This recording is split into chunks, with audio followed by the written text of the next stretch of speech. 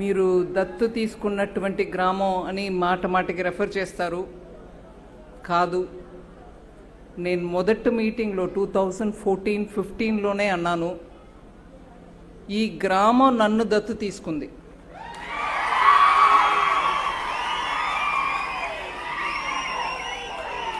ఈ మాట నేను ప్రతిసారి వచ్చినప్పుడు ఎంతో కూడా చెప్తాను ఇదే మాట. ప్రధానమంత్రి గారి ఆలోచన, ఎంపీగా ఉన్నటువంటి లోక్సభ ఎంపీ అయినా రాజ్యసభ ఎంపీ అయినా మీరందరూ ఒక గ్రామాన్ని దత్తు తీసుకోవాలి అని. ఆ సమయంలో పిఎం లంకలో ఉన్నటువంటి మహిళలు, తూర్పుతాడులో ఉన్నటువంటి మహిళలు నన్ను దత్తు తీసుకున్నారు. బట్ స్కీమ్ ఏమో ప్రధానమంత్రి గారిది, ప్రధానమంత్రి గారిది. సో ఆ సందర్భంలో ఈ పిఎం లంక తూర్పుతాడులో పని కొంచెం కొంచెంగా మొదలుపెట్టినప్పుడు నేను ఎప్పుడైనా ఒకసారి దీని గురించి జ్ఞాపకం చేసుకుంటా. మనం మొదటగా ఇక్కడ వచ్చి చేసిన పని మంచినీళ్ళు సరఫరా. ఇక్కడ నీళ్ళంతా ఉప్పు నీళ్ళు అయిపోయాయి, గోదావరి పక్కన ఉన్నా కూడా మనకు తాగుడు నీళ్ళు లేవు. అందుకని మంచినీళ్ళ కోసం ఇప్పుడు ఏటీఎం అంటున్నారు, కానీ మనం ఒక సిస్టమ్ పెట్టి రివర్స్ ఆస్మోసిస్లో మంచినీళ్ళు తయారు చేసి ఎంతైనా ఛార్జ్ లేకుండా జనానికి దొరకాలి అని ఒక సిస్టమ్ మొదలు పెట్టాం. ఇక్కడ కూడా తూర్పుతాడులో కూడా. బట్ తూర్పుతాడులో దాని తర్వాత మెల్లగా పని ముందుకు సాగల. కానీ ఇక్కడ మహిళలు కంప్లీట్గా ఫుల్గా నాకు సపోర్ట్ ఇవ్వడం వల్ల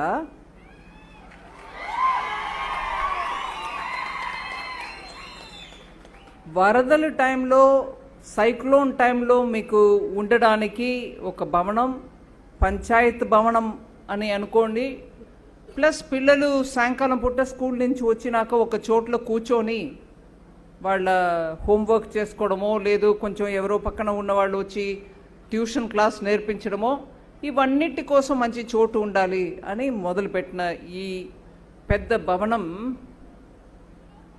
ఇవాళ ఎన్నో రకాల పర్పసెస్కి మనకు ఉపయోగం అవుతుంది అనేది చూస్తున్నప్పుడు చాలా వరకు మిగతా ఎంపీలు ఆంధ్ర ప్రాంతంలో మాత్రం కాదు, ఢిల్లీలో ఉన్నటువంటి వాళ్ళు కూడా అడుగుతారు, ఎలా మీరు మొదలుపెట్టారు, అది ఇప్పుడు ఏమేమో పనికి వస్తుంది, ఇది ప్లానింగ్ ఎలా చేశారు? ఏం ప్లానింగ్ చేయలేదు.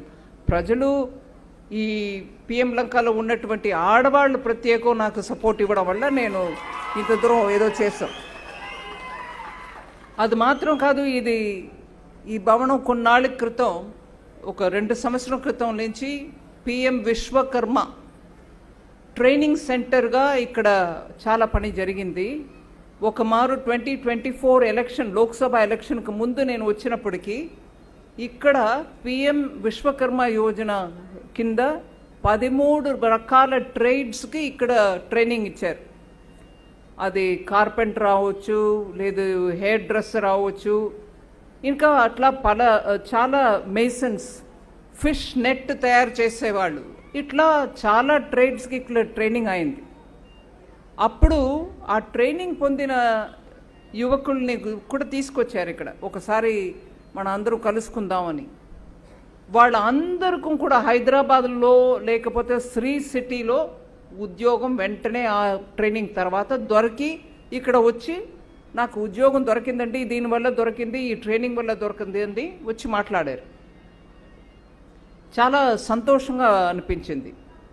కానీ దాని తర్వాత ఇంకో ఒక మెప్పు మన గ్రామానికి దొరికింది. ఏంటంటే ఆల్ ఇండియాలో ప్రతి డిస్ట్రిక్ట్లో కూడా పిఎం విశ్వకర్మ ట్రైనింగ్ దొరికింది. అన్ని 700 డిస్ట్రిక్ట్స్ పైన ఉన్నాయి భారతదేశంలో. ప్రతి డిస్ట్రిక్ట్లో కూడా ఈ ట్రైనింగ్ పెట్టారు. ఒక సర్వే చేశారు, ప్రతి డిస్ట్రిక్ట్లో ఎట్లాంటి ట్రైనింగ్ జరుగుతుంది, ట్రైనింగ్ ఎట్లాగా ఉంది, క్వాలిటీ బాగుందా, దాని నుంచి వచ్చిన పిల్లలు ఉద్యోగం దొరుకుతున్నాయా లేదా, ఇవన్నిటిని గురించి సర్వే చేశారు. సర్వేలో జమ్మూ కాశ్మీర్లో ఉన్నటువంటి బడ్గామ్ అనే ఒక డిస్ట్రిక్ట్ వాళ్ళు ఫస్ట్ ర్యాంక్లో వచ్చారు. సెకండ్ ర్యాంక్లో పెద్దమైన వాణి లంక, నాకు చాలా ఆనందం కలిగింది. అంటే 2014లో ఫస్ట్ టైం కామర్స్ మినిస్టర్గా అయినప్పుడు, ఫస్ట్ టైం కేంద్ర మంత్రిగా అయినప్పుడు నాకు మారుమూల ప్రాంతం మన నర్సాపురానికి ఇంకా వెనకబడి ఉంది, మత్స్యకారులు ఎక్కువ ఉన్నటువంటి గ్రామం, ఇలా ఎస్సీస్ ఉన్నటువంటి గ్రామం, ఇది అడాప్ట్ చేసుకోండి అన్నారు. నేను ఒకసారి వచ్చి చూసి వెళ్ళినప్పటికీ అదే సెంటిమెంట్ ఆడవాళ్ళ ఎలా ఉండిందనంటే, ఏమో వాళ్ళ ఇంటి కూతురు ఎక్కడో వెళ్ళి వెనక తిరిగి వచ్చినప్పుడు ఎలా రిసీవ్ చేస్తారో అలా రిసీవ్ చేశారు నన్ను. నాకు చాలా ఎమోషనల్గా ఫీల్ అయ్యాను. అయ్యో ఇది చూడు బాబు, నన్ను ఇంత ఈ డిస్ట్రిక్ట్ కోడలు, ఆంధ్ర కోడలు, కానీ పెద్దమైన వారి లంకాల మాత్రం నన్ను కూతురులాగా ఇన్వైట్ చేశారు. సో నాకు చాలా మనసులో టచింగ్గా అనిపించింది. దాని తర్వాత సాంసద్ ఆదర్శ్ గ్రామ యోజన అది ఇది మొదలుపెట్టాం. ఒకసారి మీరందరే నన్ను తీసుకెళ్ళి పెద్ద కొబ్బరి తోట ఉండిందండి. అప్పుడు సీఎంగా ఉన్నటువంటి శ్రీ రాజశేఖర్ రెడ్డి గారు వచ్చి అక్కడ జెండా ఆవిష్కరణ చేశారు August 15th నాటికి. కానీ ఆ కొబ్బరి తోట మొత్తం సముద్రాన్ని లోపల వెళ్ళిపోయాయి. ఆ జెండా చూడండి ఎక్కడో 100 meters లోపల ఉంది, సముద్రం లోపల ఉంది. ఈ ఇరోషన్ వల్ల మాకు చాలా నష్టం అవుతుంది. అప్పటి నుంచి మొదలుపెట్టి సరి అయిన వాళ్ళని వెతకాలి, ఊరికే ఏదో చేయకూడదు మనం అని చెప్పి ఆ సాయిల్ ఇరోషన్ కోసం కొంచెం పని మొదలుపెట్టాం. అది ఇప్పుడు కంప్లీట్గా జనవరి సంక్రాంతి టైంలో కంప్లీట్ అవుతుంది వింటున్నా మాట.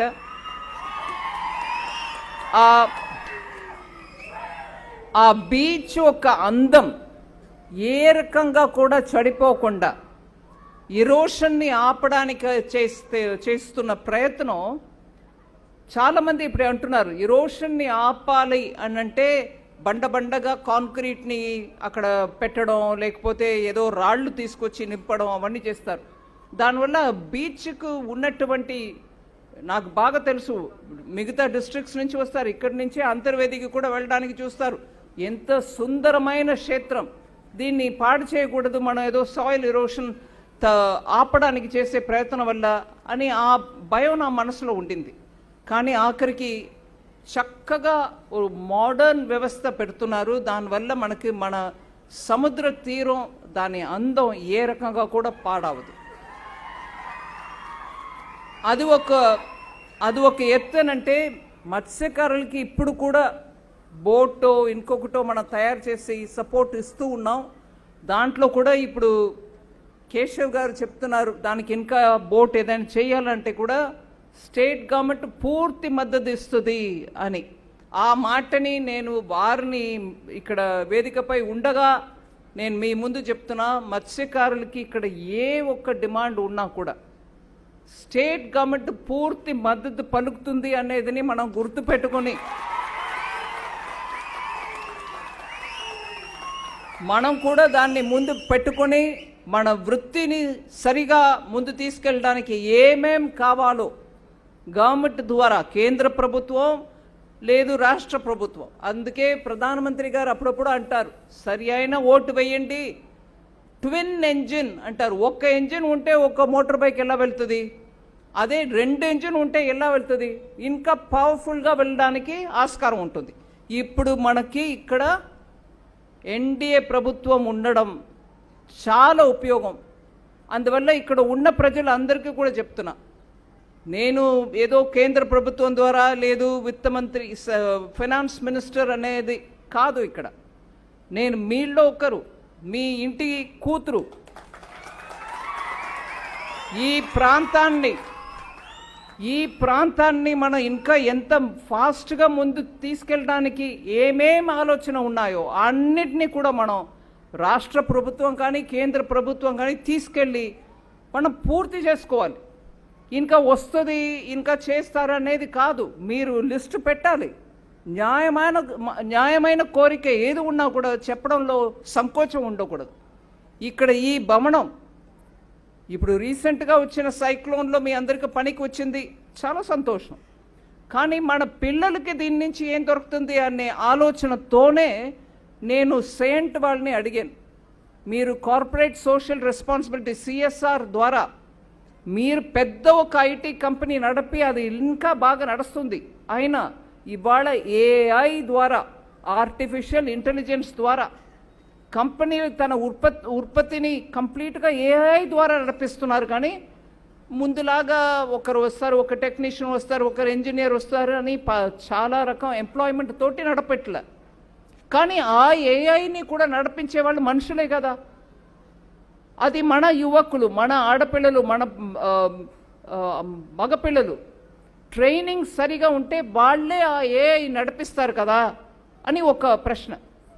ఇది కాకుండా ప్రధానమంత్రి గారు ఎప్పుడు కూడా, నరేంద్ర మోదీ గారు ఎప్పుడు చెప్తారు, గ్రామాల్లో ఈ డ్రోన్ యూస్ చేసుకొని రైతులకి వాళ్ళ పంట పెంచడానికి ఏమేమి చేయాలో అది చేయాలి. గ్రామంలో ప్రతి ఒక్క గ్రామంలో కనీసం ఒక 10 మంది డ్రోన్ దీదీ అంటే డ్రోన్ని ఉపయోగించే సోదరులు ఉండాలి. ఆడవాళ్ళకి ఆ ట్రైనింగ్ ఇవ్వండి, వాళ్ళు వెళ్ళి నడపని ఆ డ్రోన్ని. అది ఫెర్టిలైజర్ స్ప్రే చేయడానికి ఉండొచ్చు, లేదు విత్తనం చేయడానికి ఉండొచ్చు. ఆడవాళ్ళకు ట్రైనింగ్ ఏంటి, లక్పతి దీదీ, డ్రోన్ దీదీ. అதாவது గ్రామాన్ని ఇంకా మంచిగా చేసి ఆడవాళ్ళు లక్షాధిపతిగా అవ్వాలి అనే రకంగా లక్పతి దీదీ అన్నారు. సో లక్పతి దీదియో డ్రోన్ దీదియో మనం గ్రామానికి అది చూడడానికి ప్లాన్ చేస్తున్నారు. కానీ ఆ డ్రోన్ని తయారు చేసేవాళ్ళు ఎవరు, ఆ డ్రోన్ని నడిపేవాళ్ళు ఎవరు, ఆ డ్రోన్లో ఏదైనా రిపేర్ వస్తే ఆ రిపేర్ చేసేవాళ్ళు ఎవరు, దానికి ట్రైనింగ్ కావాలి అని ఇక్కడ మనం 3 రకాల ట్రైనింగ్ ఆ సైంట్ గ్రూప్ ద్వారా పెడుతున్నాం. మొదటి ట్రైనింగ్ ఏమో ఆ డ్రోన్ అంటే ఏంటి, అది ఎలా ప్లాన్ చేస్తుంది, ఎలా దాన్ని తయారు చేయాలి, దాన్ని ఎలా ఉపయోగించాలి, దాంట్లో ఉన్న సెన్సర్ అంటే ఏంటి అని చాలా టెక్నికల్ విషయాన్ని అన్నిటినీ కూడా నేర్పిస్తున్నారు. 3 నెలల తర్వాత మీకు సర్టిఫికేట్ దొరుకుతుంది. దాని తర్వాత మీరు AI ద్వారా నడిచే కంపెనీలో వెళ్తే మీకు ఉద్యోగం దొరకడం ఖచ్చితం. అది ఒక ట్రైనింగ్.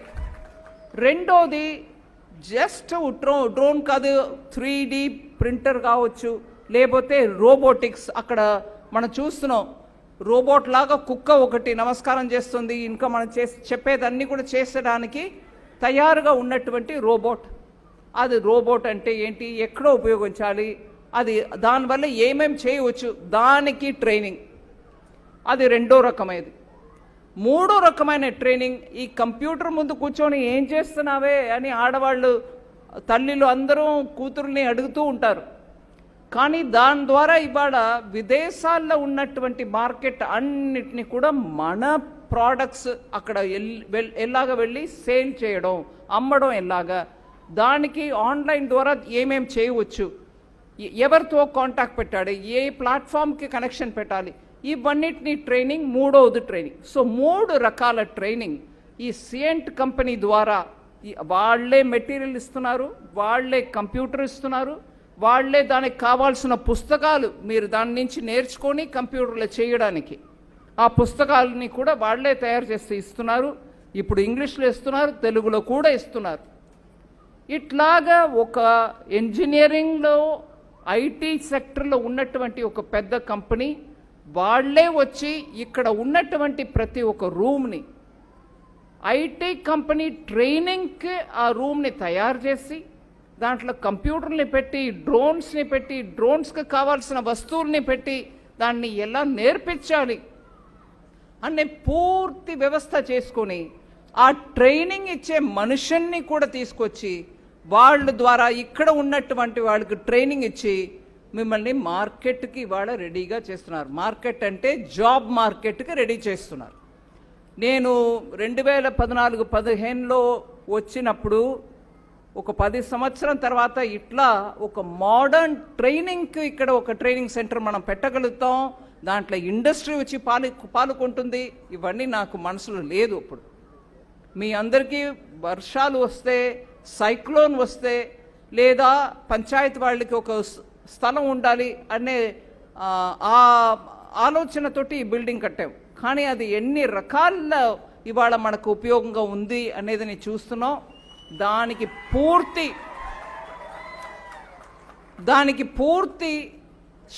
అంటే క్రెడిట్, దానికి పూర్తి పెద్దరికం వహింపు ఆడవాళ్ళు పెద్దమైనమాని లంక ఆడవాళ్ళకే వెళ్ళి చేరుకోవాలి. వాళ్ళ స్ఫూర్తి వల్లే ఇవాళ ఇవన్నీ ఇక్కడ జరుగుతుంది. వాళ్ళ సపోర్ట్, వాళ్ళ కోఆపరేషన్ వల్లనే. ఈ పిఎం లంక వాళ్ళు మాత్రం ముందుకు వచ్చి ఇంత చేయకపోతే ఇవాళ గ్లోబల్ ఇండియన్ ట్రైనింగ్ సెంటర్ల టాప్ల పిఎం లంక రావడం అనేది అసంభావితం. అందువల్ల ఇవన్నీ చేస్తూ డిస్ట్రిక్ట్ కలెక్టర్ మన ముందు ఇక్కడ కూర్చున్నారు. ఇక్కడ ఇళ్లలు సమస్య గురించి ఒక మాట చెప్పదలుచుకున్నా. 150 దగ్గర అప్లికేషన్స్ ఉన్నాయి. పిఎం ఆవాస్ యోజన, అதாவது పిఎం ద్వారా ఇళ్లలు కట్టపడే ప్లాన్. ఆ ప్లాన్లో పిఎం ఆవాస్ యోజనలో ఆ 146 మందికి కూడా ఆ అప్లికేషన్స్కు కూడా ఇల్లు ఇవ్వాలి అని నేను కలెక్టర్ గారికి, కేశవ్ గారు ముందు, ఫైనాన్స్ మినిస్టర్ గారు ముందు చెప్తున్నా. సెంట్రల్ గవర్నమెంట్ మీకు డబ్బు ఇచ్చేస్తుంది స్టేట్ గవర్నమెంట్కి. దాని తర్వాత స్టేట్ గవర్నమెంట్ దాన్ని ఏ డిస్ట్రిక్ట్ ఎంత, ఈ డిస్ట్రిక్ట్ ఎంత అని అంటారు. పిఎం లంక ఎక్కడో ఒక కార్నర్లో ఉంది. మీ లిస్టుల కార్నర్లో కింద వెళ్ళిపోకూడదు, టాప్గా రావాలి. అక్కడ ఉన్న ప్రతి ఒక్క అప్లికేషన్కు, ప్రతి ఒక్క పిఎం ఆవాస్ అంటే ఇళ్ళలు అప్లికేషన్కి ఇల్లు కట్టించి ఇవ్వాలి. అది 26-27 సంవత్సరం, ఇప్పుడు రాబోయే 12 నెలల్లో ఆ పని పూర్తి కావాలని నేను రిక్వెస్ట్ పెడుతున్నా మీ తరపులో. అట్లాగే ఇక్కడ ఉన్నటువంటి మత్స్యకారులకి ఇంకా ఇప్పుడు ఇచ్చే బోట్స్ ఏదో 100 బోట్స్ ఇచ్చినారు. ఇంకా 200 మత్స్యకార అప్లికేషన్ ఉన్నాయని అనుకుంటున్నా. దానికి కూడా ఏంటి లోపం ఏంటో నాకు తెలియదు, కనుక్కుంటాను. ఆ 200 మత్స్యకారులకు కూడా బోట్లు ఇవ్వాలి. ఆ రిక్వెస్ట్ మీ తరఫున నేను పెట్టేస్తున్నాను వాళ్ళకి. ఇది కాకుండా ఎమ్మెల్యే గారు ఇంకా మెమరాండం అది ఇచ్చారు. ఒకసారి పరిశీలించి దాంట్లో ఎంత చేయవచ్చో చేద్దాం. కానీ ఇటు ఈ ప్రాంతంలో ఉన్నవాళ్ళు ఇంకా శ్రీకాకుళం, మచిలీపట్నం అట్లా ఉన్నటువంటి రీజన్స్ నుంచి వచ్చిన స్టూడెంట్స్ పైన ఉన్నారు. సో ఇవాళ దూర ప్రాంతం నుంచి మారుమూల ప్రాంతం పిఎం లంకకు జనం వచ్చి, స్టూడెంట్స్ వచ్చి ఇక్కడ ట్రైనింగ్ పొందుకుంటున్నారంటే నా విజ్ఞప్తి, ఇది ఇంకా మారుమూల కాదు. మీరు ట్రైనింగ్ సెంటర్ అయిపోయారు. Centre for excellent AI training అంటే పిఎం లంక. పూర్తి ఆంధ్రప్రదేశ్ పూర్తిగా ఎక్కడ ఉన్నా ఏఐల ట్రైనింగ్ కావాలంటే ఇంజనీరింగ్ గ్రాడ్యుయేట్ లేదా 10 పాస్ అయిన వాళ్ళు లేదా BA BCom చదివిన వాళ్ళు ఏఐ ట్రైనింగ్ పొందాలంటే పిఎం లంకకు రాక తప్పదు. ఆ లెవెల్లో మనం ట్రైనింగ్ పెడుతున్నాం. ఆ లెవెల్లో ఇక్కడ ట్రైనింగ్ నడుస్తుంది. అందువల్ల దీనికి కోఆపరేషన్ ఇచ్చిన ప్రతి ఒక్కరికి, MLA, MP, district in-charge minister, finance minister Keshav garu, plus Andhra Pradesh government అందరికీ నా తరపులో ధన్యవాదాలు తెలియపరచుకుంటాను. సో పిఎం లంక మీ అందరూ ముందులాగానే అదే ఉత్సాహంతో మన ఊరు బాగుపడాలి, మన ఊరు ఇంకొక లెవెల్లో ఉండాలి, ఆంధ్రప్రదేశ్లోనే టాప్ లెవెల్లో ఉండాలని ప్రయత్నం చేయండి. Thank you very much. నమస్కారం.